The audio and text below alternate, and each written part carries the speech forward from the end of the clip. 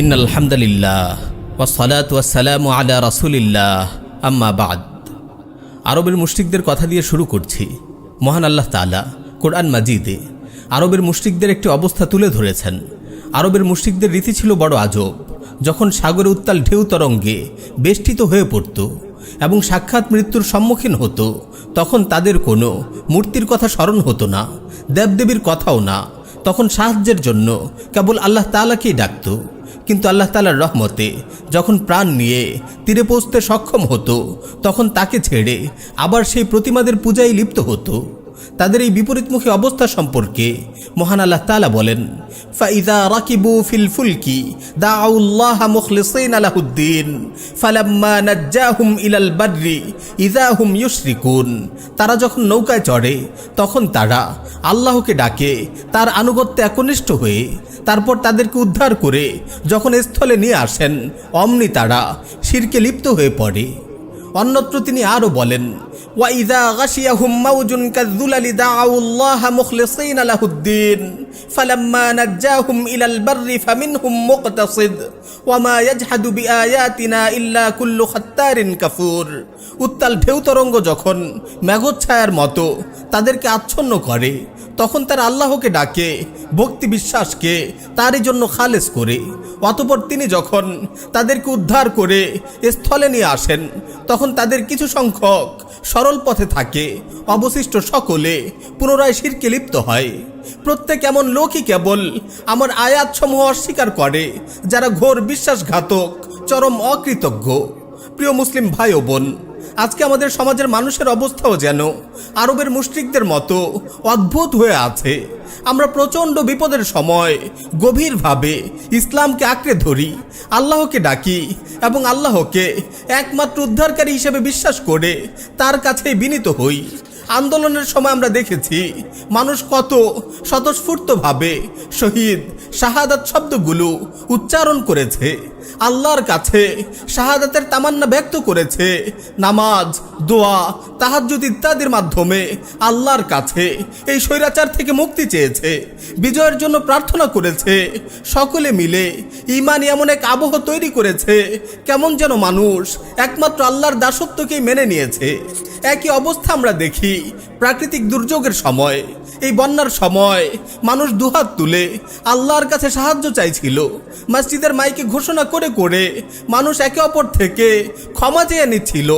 সবাই তাওবা ইস্তেগফার করছিল, আল্লাহর দিকে ফিরে আসার ঘোষণা দিচ্ছিল, আবার আল্লাহর জন্য একে অপরের সাহায্যে এগিয়ে আসার আহ্বান জানাচ্ছিল।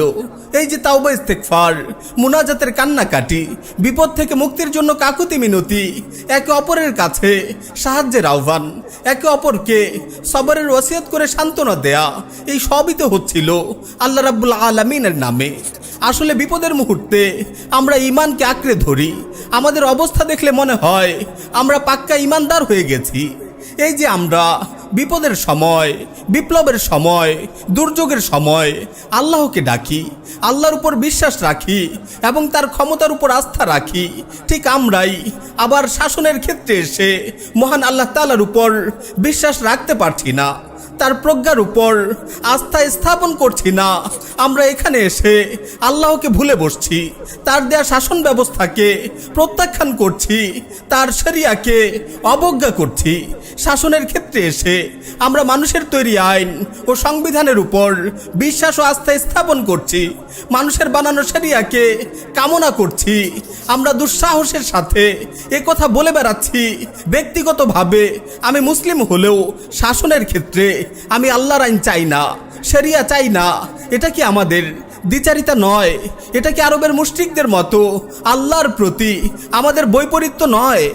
যে আল্লাহর ব্যাপারে আমরা বিশ্বাস করছি তিনি প্রকৃতি ও জগৎ পরিচালনা করেন, তিনি বিপদ থেকে উদ্ধার করতে পারেন, জুলুম থেকে মুক্তি দিতে পারেন, তিনি যে কোনো বিপ্লবকে সফল করতে পারেন, সেই আল্লাহর ব্যাপারে আমরা কেন এই বিশ্বাস ও আস্থা রাখতে পারছি না যে প্রকৃত বেষ্টিত এই মানব সমাজেও তার দেয়া বিধানাবলী আমাদের জন্য সবচেয়ে কল্যাণকর ও উপযোগী হবে?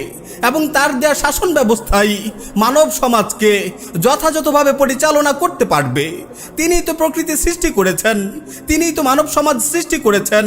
তবে সৃষ্টি জগৎ ও মানব সমাজের কল্যাণ সম্পর্কে তিনিই কি সবচেয়ে ভালো অবগত নন? আল্লাহ তাআলা কি বলেননি যে আলা লাহুল খালকু ওয়াল আমর, সৃষ্টিও তার, বিধানও হবে তার? তিনি কি আমাদের প্রশ্ন করেননি আফা হুকমাল জাহিলিয়্যাতি ইয়াবগুন ওয়া মান আহসানু মিনাল্লাহি হুকমান লিকাউমিন ইউকিনুন? তারা কি জাহিলি যুগের আইন বিধান চায়? দৃঢ় বিশ্বাসী সম্প্রদায়ের জন্য আইন বিধান প্রদানে আল্লাহ হতে কে বেশি শ্রেষ্ঠ? মহান আল্লাহ তাআলার এত সুস্পষ্ট ঘোষণা ও প্রশ্নের পরও কিভাবে আমরা তার দেয়া বিধিবিধানকে পশ্চাতে নিক্ষেপ করছি? কিভাবে আমরা গণতন্ত্র, সেকুলারিজমকে তার দেয়া শরিয়তের উপর প্রাধান্য দিচ্ছি, সেগুলোকে শাসন ব্যবস্থা হিসাবে উত্তম মনে করছি? অথচ আল্লাহ তাআলা বলছেন, আমরা যদি প্রকৃতপক্ষে আল্লাহর প্রতি ঈমান আনি তবে আমাদের জন্য তার দেয়া জীবন বিধানই সবচেয়ে উত্তম ও কল্যাণকর হবে। তবে কি আমরা আল্লাহর প্রতি ঈমান রাখি না?